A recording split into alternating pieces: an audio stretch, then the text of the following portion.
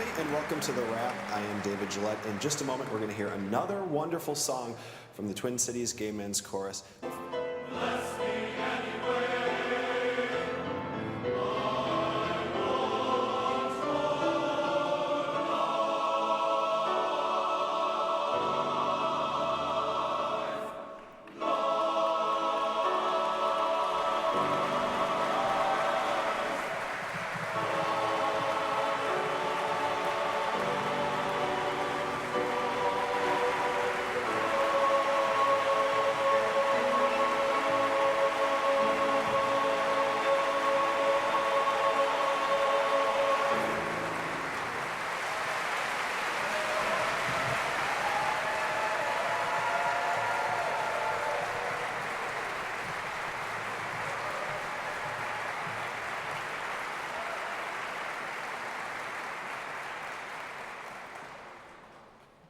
Two Boys Kissing is an amazing young adult novel by David Levithan. Today, we are so excited, the Twin Cities Gay Men's Chorus and these amazingly talented Colorado musicians, to present Two Boys Kissing, the new musical work by our friend and amazing composer, Joshua Shank.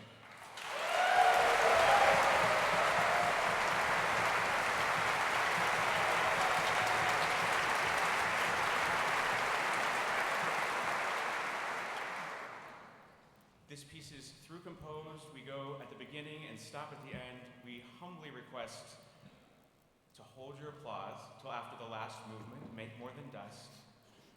Sit back, enjoy this story of Harry and Craig and their world-breaking kiss, of Avery and Ryan as they meet and go on their first date, of Cooper and his many, many struggles in finding himself.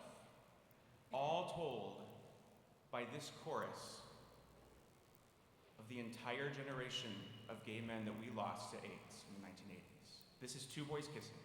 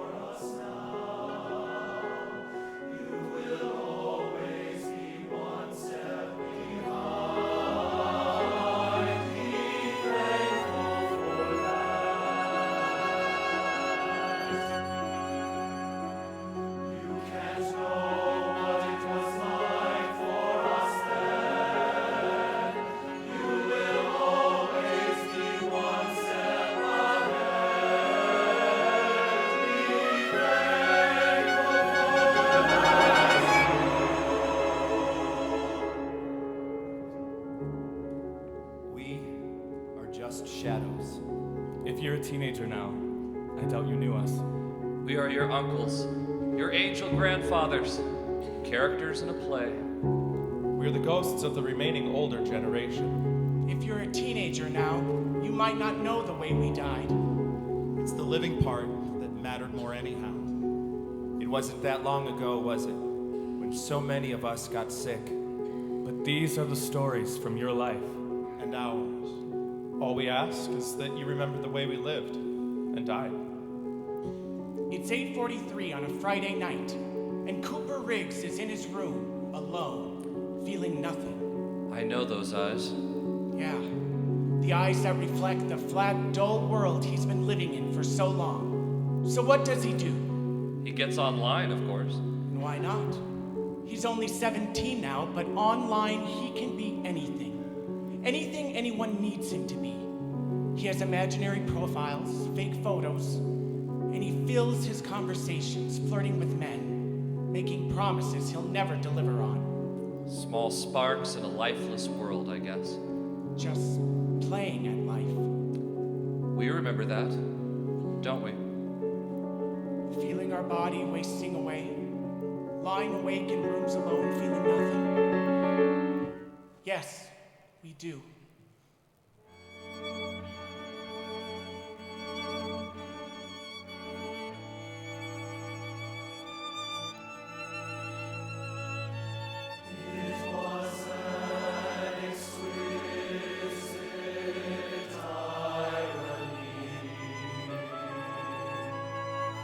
Just when we stopped wanting to kill ourselves, we started to die.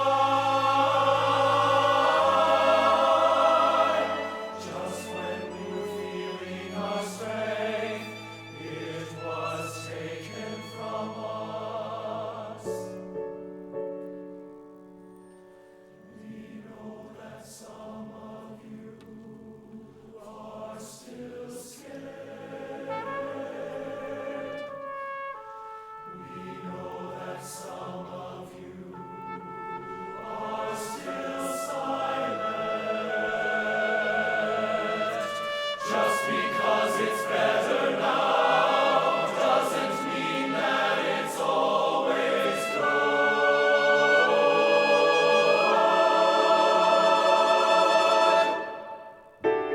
It's 9:03 on Friday night in a town called Kindling. An unlikely place for a blue-haired boy named Ryan and a pink-haired boy called Avery to meet. Prom night. Look at them file in. There's a little bit of everything here. Boys in tuxedos, torn hoodies, boys in ties as skinny as their jeans, V-neck t-shirts, boys who feel awkward wearing dress shoes, and girls wearing the colors of the rainbow. There he is. The pink hair gives him away. And look at that. Sure enough, the blue-haired boy walking towards him. They came with other people, but that didn't matter much anymore. They dance and don't care about anything else besides each other. Magical. I know how they feel, like the supernatural is natural, and wonderment comes from the most mundane moment, like a heartbeat or a glance. Some of us abroad, others look away because it hurts so much. Do you remember what it was like to meet someone new? The possibility, the hope, the naive belief that love could show up in surprising little moments.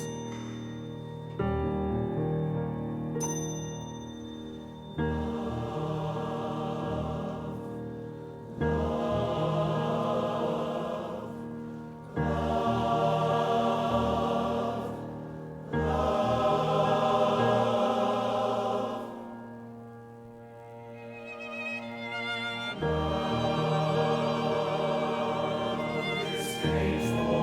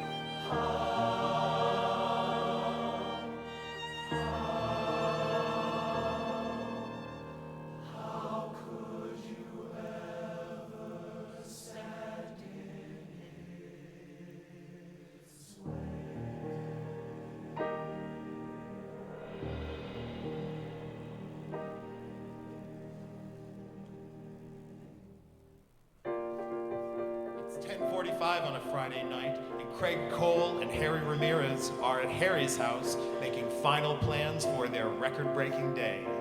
What record? They are going to break the world record for the longest kiss, 33 straight hours. We are excited for the kiss tomorrow. We don't see how they can do it, but we hope they will. Couldn't do anything like that in our day, could we? Who knows? No one ever tried.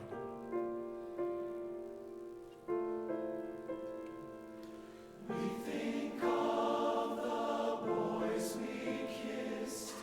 We think of the boys we loved, and the boys who didn't love us back. The boys who were with us at the end. The boys who were with us beyond the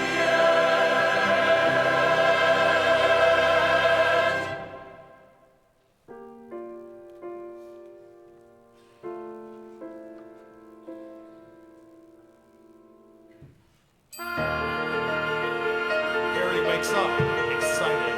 Today is the day of the kiss. It's not future tense anymore. It's a day like any other day, but not really like any other day. Pink-haired Avery wakes to find a phone number still written on his hand and wonders what to do next. He doesn't have to worry though. Blue-haired Ryan is already on it. We smile at this. I need Cooper to wake up, though. Wake up! The chair flies from under Cooper, and he hits his head on the desk. His father is here.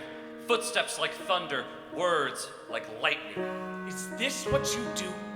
When we're asleep, is this what you're up to? Disgust, revulsion, anger, rage. Cooper scrambles, but it's too late. The monitor is still on, and his father must have been reading over him while he was asleep. Is this what you do in my house? His father grabs him by the shirt and pulls him up, hate in his eyes, his face a burning red glow. Do you just go off and fuck men, is that it? While we're asleep, you go out and fuck them? Is that what kind of whore you are? Fuck. Whore. Rage has its own language, doesn't it? Cooper's father pushes him against the wall and punches him, full in the stomach. There's a horror in Cooper's silence as he struggles for breath. His mother comes running into the room, and for a moment, it's quiet. For a moment, it seems like it might stop. There's a breath before the storm. Faggot! Disgrace whore! Pervert. Cooper tries to swing back, but it isn't enough. Blow after blow rain on Cooper's face, and all he can see are tears and blood. His mother tries to break it up, but the hate is too strong. Get the fuck out of my house, you fucking faggot! He's out the door driving in his car before he even realizes what he's doing. It only takes him 10 seconds to leave his parents.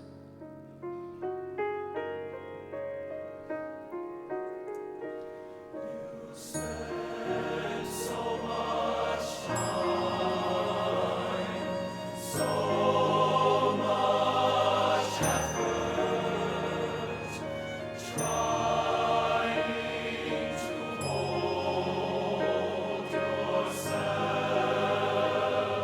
together.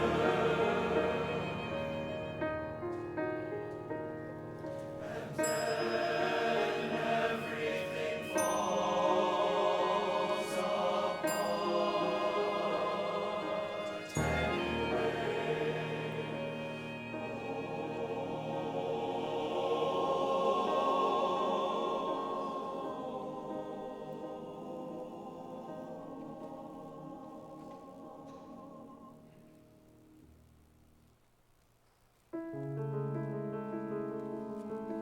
A lot of thought went into the location of the kiss. and it was Craig who suggested the lawn in front of their high school. For so many reasons, this needed to happen in public. Craig's parents couldn't know. If they did, there's a chance he wouldn't go through with it. They've always had their ways of breaking him, with silence, disappointment, disapproval. Their religious beliefs are stronger than any belief they have in him. Harry's parents were cool, but he also had ways of getting broken, didn't he? A blow right to the chest and one to the jaw. He never even saw it coming. They laughed as they broke his ribs and fractured his jaw. The men were never caught. They're never caught. Weren't in our day either. Just another fag, getting what he deserved. As Harry bled on the pavement, we felt ourselves bleeding too. Harry would later say, "They beat the shit out of me. But you know what? I didn't need that shit inside of me. I'm glad it's gone." People like to say that being gay isn't like skin color, isn't anything physical. But then it's a different chase. They say we always have the option of hiding. But if that's true, why did they always find us?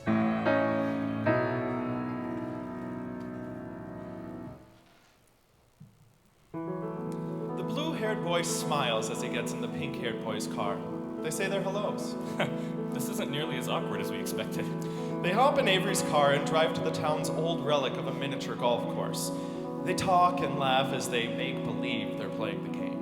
It comes more easily than either of them could have expected. By hole 7, they're walking hand in hand. The sun isn't shining, but they don't notice. If anyone were to ask them later, they'd probably say it was. One of the many horrible things about dying the way we died was the way it robbed us of the outside world and trapped us indoors. Our last breaths were of climate-controlled air. We died under ceilings. It makes us more grateful now for rivers, more grateful for the sky.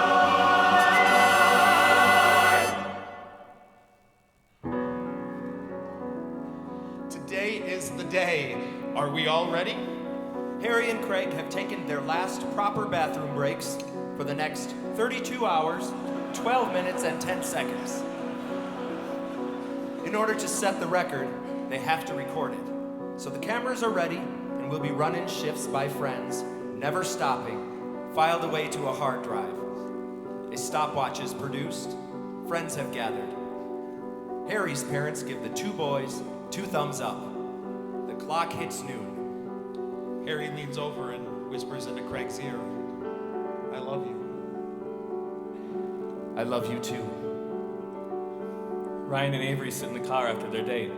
The radio's on low, the dashboard of Avery's car glowing dimly in the increasing twilight. I had a great time, Avery says. Me too. The air feels electric. Avery leans forward and their lips touch for the first time. Harry has been kissing Craig for 47 minutes.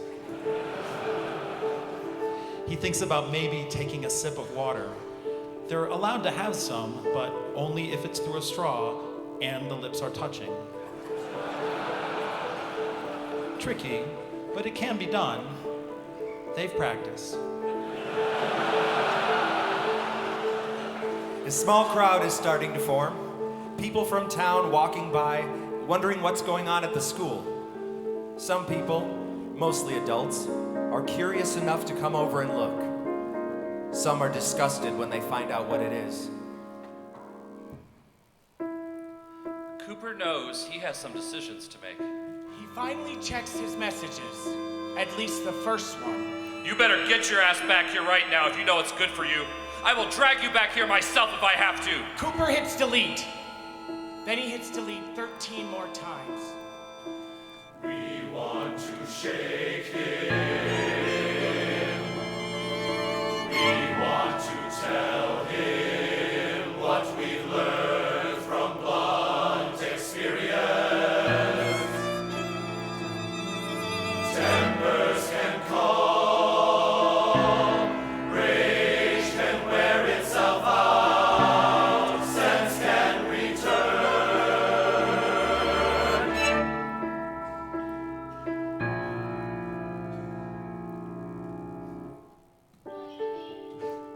A few more hours pass, and Harry and Craig remain in their kiss. Then Craig hears it, his mother's voice, his name. She's a small woman who, until 10 minutes ago, thought Craig was on a camping trip for the weekend. She looks more confused than angry. Craig wants to turn around. He wants to try to explain, but the kiss is already too far along. He can't reset it. This isn't how it's supposed to be. He'd imagined coming out to his family after all this. Somehow, he believed it could be kept a secret until it was over. He'd have this big accomplishment, and whatever happened, they wouldn't be able to take anything away from him. They wouldn't be able to erase anything he'd done. I'm not sure in the end that he ever would have found the perfect moment. Their friends hand Craig a piece of paper and a marker to communicate. All the things he has to say boiled down to the essential. Each of us had our first sentence. Each of us had a first sentence, and most of us found the strength to say it out loud to someone who deserved to hear it. The second sentence of truth is always easier than the first. The third sentence is even easier than that. Suddenly you're speaking truths in paragraphs, in pages. Still, the only sentence that matters to Craig in this moment, he is unable to say. I'm gay, Mom, I'm gay. Did he say that out loud, or just in his head? Craig and Harry shift a little, and Craig sees her eyes as she sees what's written on the paper, begins to understand what's happening in front of her. He's not sorry for being gay, but he is endlessly sorry that this is how she's found out. In hindsight, he could have done things a bit differently. Not being able to explain things makes Craig feel like a bystander to one of the most important moments of his life. The paper falls to the ground. His tears run down his cheeks into their mouths. We understand what it's like to be bystanders at the moments that matter most, to watch helplessly. Of all the people, though, we needed our mothers to love us, our fathers to sit with us in white hospital rooms telling us it's a lot to go through. We needed them on our side. Sometimes they were. More often than not, they weren't.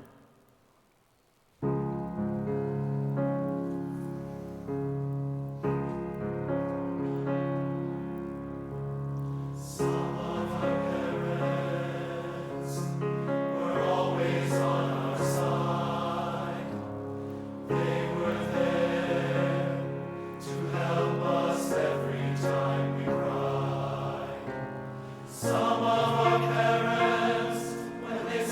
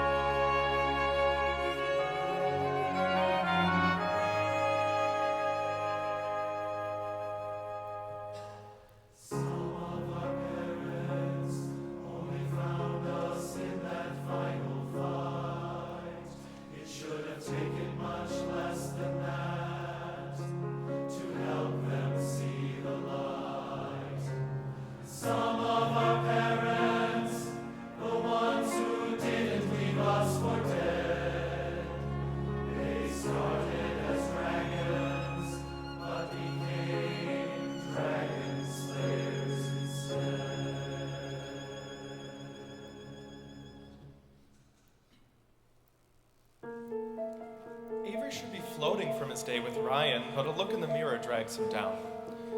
He's worked so hard to change his body, to make it the right body, but he can't come close to loving it. No matter how strong Avery gets, there will always be this subterranean fear, this nagging shame. I want to whisper to him that the only way to free yourself from shame is to realize how completely arbitrary it is. There is power in saying, I am not wrong. Society is wrong. Because there's no reason that we should ever be ashamed of our bodies or ashamed of our love.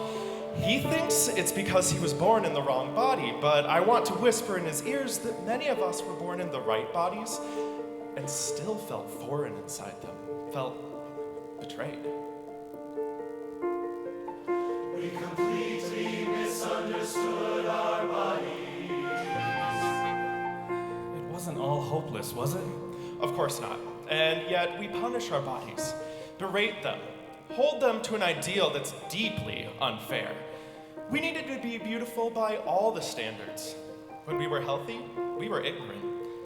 We could never be content in our own skin. Avery feels all of that and more. We want to tell Avery, breathe. Feel yourself breathe. That is as much a part of your body as anything else. Avery, you are a marvel. And he is. He may never believe it, but he is. It's Sunday morning. A heart pounding on his windshield wakes Cooper up. Someone telling him he needs to clear out of the gas station. His mind is slowly working up to something. He should be thinking about clothes, about a shower. He should be realizing that his parents are probably going to church this morning, giving him an opportunity to sneak in and get more things. He should be figuring out a next step. He should care. He doesn't. His parents aren't going to change. The world isn't going to change. He isn't going to change. There's no real fight in him. So why try changing what's inevitable? There's always a choice, though. Isn't there? Sometimes it's easier to just give in.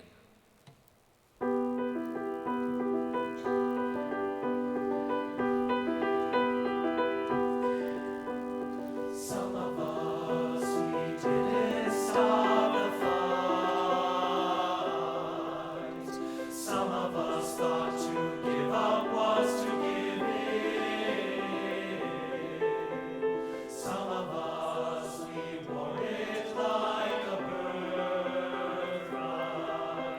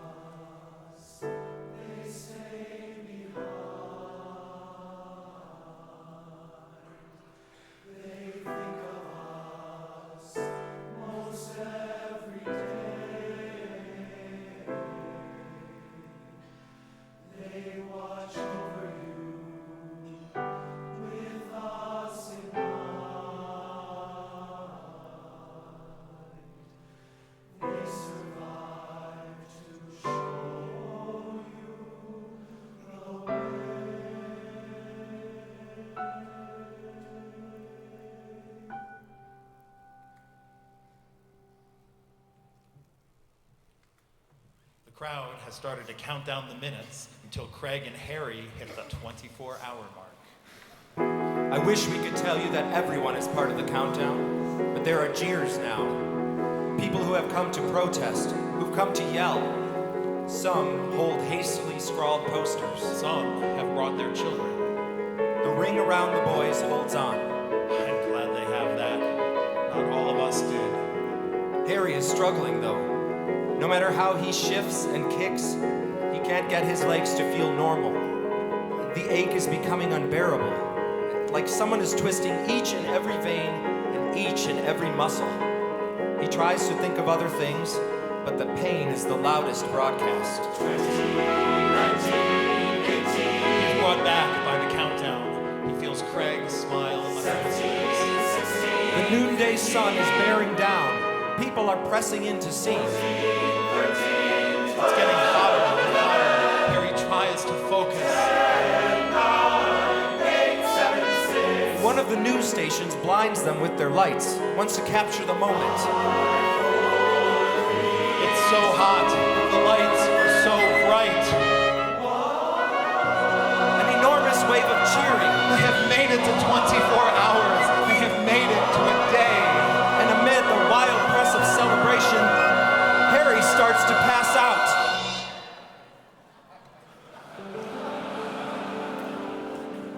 Avery pulls into Ryan's driveway. Hi, Ryan says. Hi. You wanted to talk? This sounded so much better in Avery's head on the way over. I don't know, you want to go for a walk or something? How about a canoe ride? You country boys and your canoes. They float on the water. Not much, just a gradual pull. So, what's up? Asks Ryan. Avery's not sure if he can tell a story without telling the story. All right, tell you what, I'll go first. When I came out, my mom cried. A lot. Most of my friends were fine, though. I mean, some were weird. Mostly the guys, but the girls were cool. And that's it, I guess. Not too rough compared to some. Yeah, I guess it had gone that easy for me. Hey, just let the current take us. So, what happened? Well, you see, I was born a girl, but I'm not a girl. Okay, I didn't really expect that one. But hey, it's not like you were born a fish or anything, right? Avery's tension breaks as suddenly as it came. Talking to Ryan is like talking to a friend he's known for years. Yeah, I mean, I guess, you know, my parents were pretty cool with it, actually. They put me on hormones early so that I wouldn't go through the wrong kind of puberty. Is this too much detail? I'm sure you don't want to know it. It's cool. You can tell me anything. Doesn't it bother you? I like whatever it is that makes you the person you are. We're watching and cheering the boys. But in all that sound, we're screaming at Cooper, who can't hear us. We're watching him let go. We're screaming at him to pay attention to the world around him, but he can't hear us. The walls of the closet he's built around himself are just too thick. We want him to take a census of the future. We want him to consider that love does make the world bearable.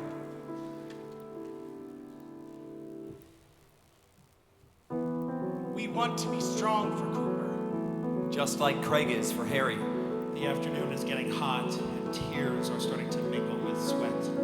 Harry's in so much pain that he's started to cry. His legs are seizing up. Bladder feels like it's full of rocks. He's lost control of his eyes. He's lost control of everything, except for his lips. All of the control he has left, he has to put there in that moment.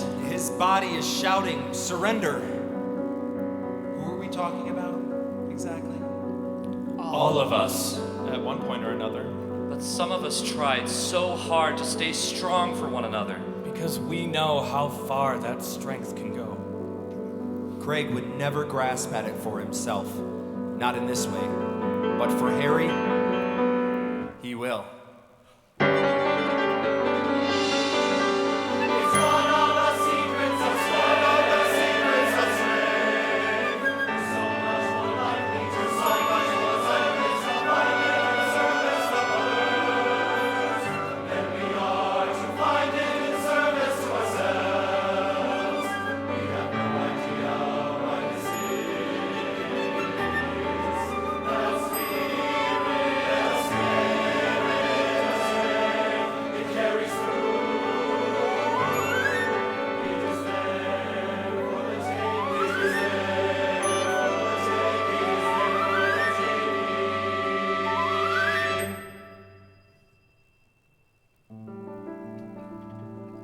Here, a penny in the river for good luck. No, don't.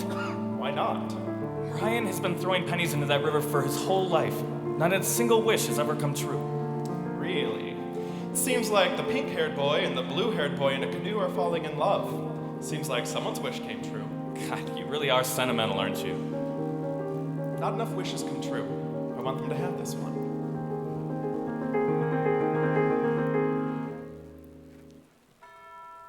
There he goes. Cooper approaches a big bridge that spans a big river with a big city on the other side.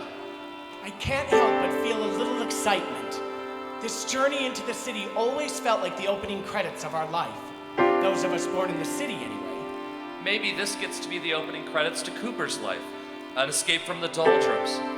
Even as we were dying, we'd remember that first arrival, or we would remember how we pictured how the arrival would be. There's a parade of headlights, all those cars, but Cooper's car breaks free. He narrows onto the toll road and steps out of the car. He parks near a bridge. The sign says no parking at any time. Wait, something's different. Up until this moment, there was room to believe he was headed in another direction. He's walking to the center of the bridge. He watches the dark water undulating far below. You are not worthless. Your life is not disposable. We lost the ability to see, to speak, to feel ourselves. We were unrecognizable. Our lovers had to watch us die. Everything that was taken from us is right there in front of you. Don't steal it from yourself. Why do we have to watch this? The 12-year-old who puts a gun to his head and pulls the trigger. The 14-year-old who hangs herself in the garage. And even the 8-year-old in the plastic bag. Why must we die over and over again? Why hasn't the world solved this by now? Why do we have to watch Cooper lift himself onto the railing? We die over and over again.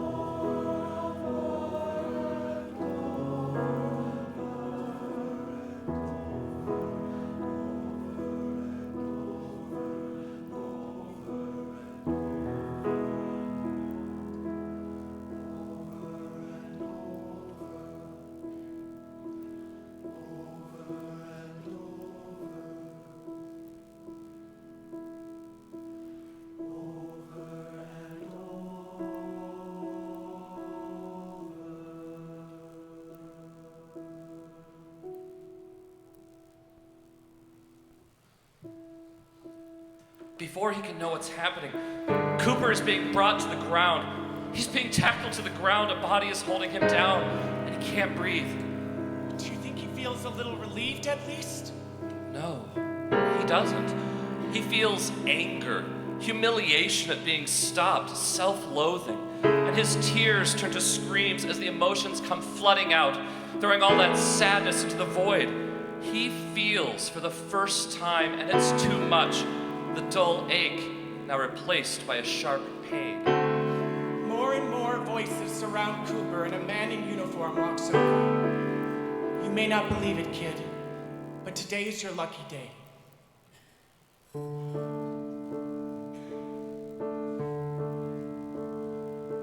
I'm calling out to those of us who've been spat upon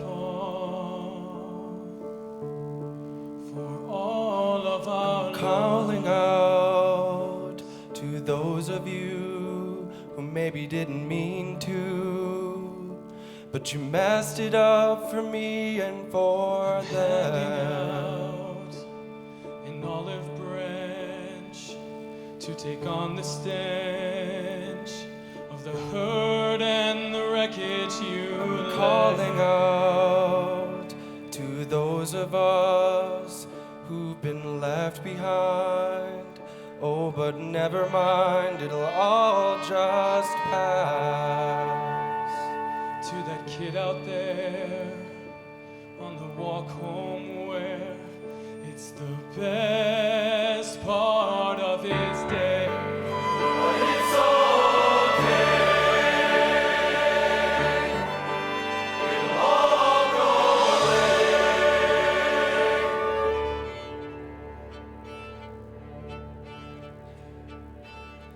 I'm calling out to those of you who felt obliged to fuck it up for them and for me. This is my confession, a solemn procession on a journey that will hopefully end. So I can mend, and you can pretend that you have no idea what this was all about.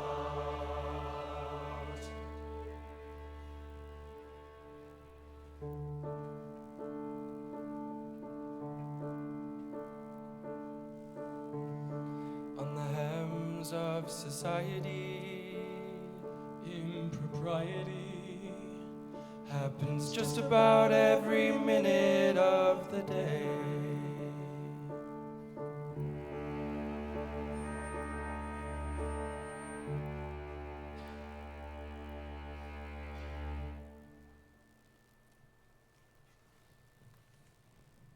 Craig and Harry reach their final hour. They're too close to fail now, even though their bodies are sore, minds overwhelmed, and the air smells like a sweat of a crowd. Doesn't look like Harry's doing too well. He's tried shaking his legs, moving his legs, but this is it. He can't anymore. He can't imagine disappointing all these people, can't imagine disappointing his parents, and most of all, Craig. But he can't imagine 56 more minutes of this. He's trying to think of a way to communicate this to Craig.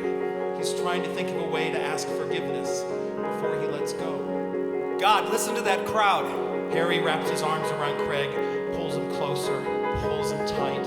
Craig does the same thing. First a squeezing, then an embrace with all the energy they have left. The crowd in the background cheers louder. This is it. This is now the way things are. This story is going to spread, and they hope that maybe it'll make people a little less scared of two boys kissing than they were before. 42, 34. Just hold on. I don't think they're gonna make it. 19. Are you kidding? As tight as Craig is holding him, Harry isn't going anywhere. 17, 16, 15. A blue-haired boy and a pink-haired boy merrily row on a quiet river, serenaded by their own conversations. This is now their place. They'll return here many times. 13, 12, 11. Hey, look at the boys in the back. The boys holding hands? Somehow they know something monumental is happening, something that could change things. It might not, but that feeling, that spirit will live on in everyone here. 10, 9, 8, 7. In the coming months, over 1 million people will log online online and watch the videos of Harry and Craig breaking the world record. 5, 4, 3, 2. We are alive.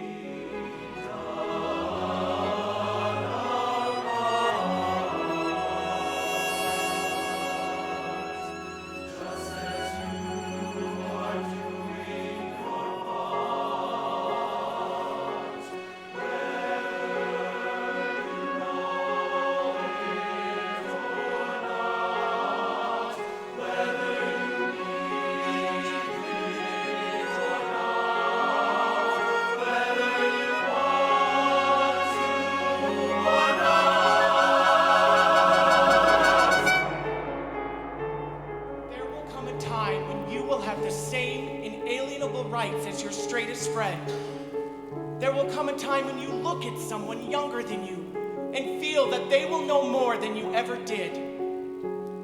There will come a time when you will worry about being forgotten. There will come a time when the gospel will be rewritten. If you play your cards right, the next generation will have so much more than you did. Choose your actions wisely. And if you feel the world attack, let our love bring you back.